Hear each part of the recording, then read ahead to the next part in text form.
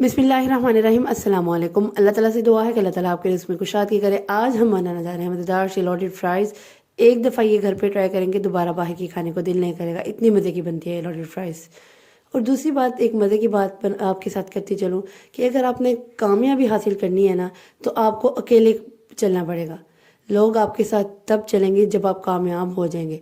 इसलिए अपना 101% देते रहें और अल्लाह ताला पे पुख्ता यकीन रखें। इंशाल्लाह कामयाबी आपकी भी होगी, जिस भी फील्ड से आप ताल्लुक़ रखते हैं। बस ये इस चीज़ को फॉलो कर लें। ये देखिए, मैं साथ साथ आपको आलू काटने का तरीका भी बता रही हूँ।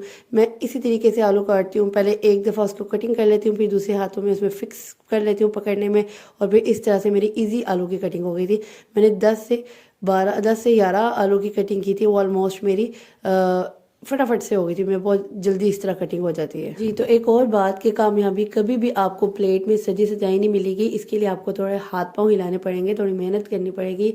इसीलिए अल्लाह ताला पे यकीन रखने के साथ साथ खुद भी हाथ पांव हिलाएं ताकि आपकी कामयाबी आपकी हो। किसी भी प्रोफेशन से अगर आप ताल्लुक़ रखते हैं, बस आपने क्या करना है, stick to your goal, never get disheartened, be confident, इंशाल्लाह you may get success in your life. बस आपने अपने गोल जो अपने अचीव करना है उस पर आपने कॉन्फिडेंस रखना है अपने, ठीक है। सबसे पहले ये फ्राइज़ काटने के बाद मैंने क्या किया है, पानी बॉयल करने के लिए रख दिया था। उसके बाद मैंने फ्राइज़ जो कटिंग की थी, आलू जो कटिंग करना आपको बताए हैं, उसको मैंने वो बॉयल होते पानी में डाला है। तकरीबन 1.5 से 2 सेकेंड मैंने इसको बॉयल दिया, ज़्यादा नहीं देना वरना ये ना पक बन जाएंगे। उसके बाद मैंने क्या किया था, इसको मैंने स्ट्रेन कर लिया। स्ट्रेन करने के बाद मैंने इसको ना एक बड़े से ना ट्रे में इसको निकालिए, ताकि जो मेरे आलू जो है ना वो अच्छे से ना वो हो जाए, क्या हो जाए, ठंडे हो जाए, ठीक है। ठंडा करके आपने नेक्स्ट स्टेप को फॉलो करना है। फ़ौरन से नहीं करना, वरना ये गरम गरम आलू आपके सारे टूट जाएंगे। अच्छा, मेरे आलू जो है यहाँ पे आलू आलू हो रहा है आलू जो मेरे आज यहाँ पे ठंडे हो गए हैं। ठंडे होने के बाद मैंने इसमें क्या किया, सॉल्ट ऐड कर दिया 1 टीस्पून। मैंने इसमें salt according to your taste, जितना आप टेस्ट लेते हैं 1 टीस्पून मैंने इसमें सॉल्ट ऐड कर दिया। अगर आपके आलू जो है वो सॉल्टी है तो आपने क्या करना है, थोड़ा कम कर देना, ये टेस्ट वाइज आपने डाल लेना है। उसके बाद 3 serving spoon cornflour, 3 serving spoon मैदा। इसको करने के बाद आपने क्या करना है, आलू को पकड़ पकड़ के नहीं लगाना, ऐसे आपने ना ये जो भी स्ट्रेनर जो भी चीज़ ले लें ना, जो छापी जो भी ले रहे हैं, आपने अच्छी तरह से जंपिंग देनी है, बस जंप देनी है एक दो, तो वो ऑटोमेटिकली आपका मिक्सचर जो उस पर लग जाएगा। हल्का सा बेशक आप ना वो इसके ऊपर ना थोड़ा सा पानी का जो है ना छिटा देने से होता, पानी के थोड़े ऐसे ड्रॉप्स फेंक दिया ऊपर, 3 से 4 ऐसे छिटे नहीं मारते हाथ से, वो मार ले बेशक, ठीक है, ताकि आपका जो मिक्सचर है ना अगर नहीं चिपक रहा तो वो अच्छे से चिपक जाए। ये देखिए मेरा मिक्सचर जो है वो चिपक गया इसके ऊपर। बेसिकली इसका मकसद ये कि आपने तो लोडेड फ्राइज़ में जो आलू जो होते हैं वो थोड़े क्रिस्पी होते हैं, क्रिस्पी जैसे लेके आने हैं। आपने इतना पकाना है फ्राइज़ को, इतना फ्राई करना है कि आपके फुल क्रिस्पी हो जाए, फिर लोडेड फ्राइज़ का मज़ा आता है। बेसिकली ये प्रोसीजर फॉलो करने का मकसद ही यही है कि पहले मैं बॉयल करी हूँ फिर उसको फ्राई करनी हूँ, तो इस तरीके से ना फॉलो करते हैं ना आपके थोड़े क्रिस्पी आलू बन जाते हैं, और बाद में जाके फिर ना थोड़े से सॉफ्ट नहीं रहते। ये तरीका मुश्किल लग रहा है, तो एक और तरीका आपके साथ शेयर करते चलूँ कि आपने क्या करना है, फ्राइज़ पे इसी तरह नमक और कॉर्नफ्लावर और मैदा लगाकर आपने अच्छी तरह से उससे ना थोड़ा सा पानी का जैसे ड्रॉप्स डाल के उसको थोड़ा सा लिक्विड हल्का हल्का उस पर चिपक जाए ना ये सारा मिक्सचर। उसके बाद आपने क्या करना है, इसको फ्राई फुल हॉट ऑयल में इसको फ्राई कर लेना है। एक दफ़ा फ्राई करके आपने उसको जब थोड़ी सी चिप्स आपको लगा कि क्रिस्पी हो रही है, आपने उसको निकाल लेनी है। निकालने के बाद आपने दोबारा से उसको फ्राई करना है, तो इतनी ज़बरदस्त से क्रिस्पी सी चिप्स रेडी हो जाएगी। एक दफ़ा जब आप चिप्स फ्राई कर लेंगे तो उसके बाद आपने 3 से 4 मिनट उसको रखना है, उधर थोड़ी सी ठंडी हो जाएंगी, उसके बाद आपने फ्राई करना है इसको। सेकंड प्रोसीजर शेयर कर रही थी। ऐसे ही मैं चिकन ले लिया था। चिकन जो है ना वो मेरे पास तकरीबन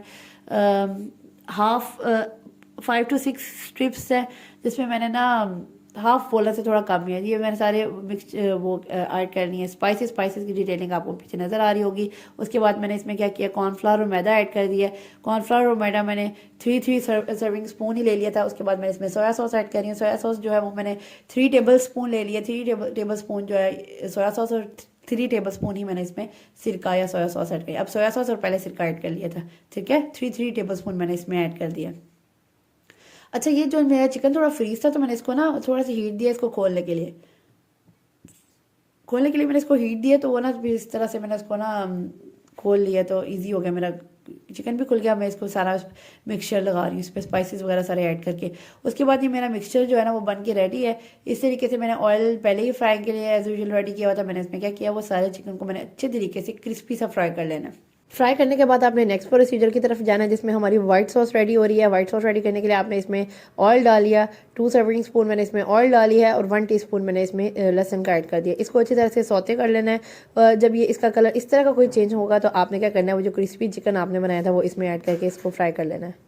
करने के बाद इसमें नेक्स्ट पॉइंट आपने मैदा ऐड करना है। मैदा जो है वो मैंने, क्योंकि मेरे 10 से 11 मैंने आलू की कटिंग की थी और उस हिसाब से मेरी लोडेड फ्राइज़ भी ज़्यादा बनेंगी, तो मैंने इसके अकॉर्डिंग ही मैंने 3 सर्विंग स्पून जो है वो मैंने मैदे के ऐड कर दिए हैं। ठीक है, मैदे को ऐड करने के बाद आपने ना इसमें पानी बिल्कुल भी नहीं ऐड करना है। इस पॉइंट पे ज़रा आपने ध्यान से इसकी मिक्सिंग कर लेनी है, क्योंकि यहाँ पे गुठलियाँ बन जाती हैं अगर आप स्टार्टिंग में ही इसको पानी डाल देंगे ना। तो इसलिए आपने कोशिश करनी है कि स्टार्टिंग में बिल्कुल भी पानी नहीं ऐड करना। उसके बाद मैंने इसको मैं क्या किया है कि थोड़ा सा इसमें पानी ऐड कर दिया है। आहिस्ता आहिस्ता आप 1 कप के करीब मैंने इसमें पानी ऐड कर दूंगी। तकरीबन 1.5 से 2 कप मैंने इसमें पानी ऐड किया, ताकि ये जो थोड़ी थिकनेस है ना, अभी मैं स्टार्टिंग में भी दूध नहीं ऐड करूँगी। ठीक है, इसकी थिकनेस जो है ना वो थोड़ी सी कम हो जाए। पहले बहुत ज़्यादा थिक था, वो स्टिक हो गया था उसका मिक्सचर जो है वो आपके चिकन के साथ। तो जब मैंने पानी ऐड किया है तो ये इस तरह का मिक्सचर, इसमें मैंने 1 कप दूध भी ऐड कर दिया। मतलब टोटल मैंने 1.5 कप के करीब पानी ऐड कर दिया है और 1 कप अभी दूध ऐड कर दिया हुआ है। ठीक है, इसके बाद मैंने 1 टेबल स्पून इसमें चिकन पाउडर ऐड करना है। ये बहुत टेस्ट लेके आता है आपके व्हाइट सॉस पास्ता में। 1 table spoon chicken powder add करने के बाद आपने इसकी अच्छी तरह से मिक्सिंग कर लेनी है।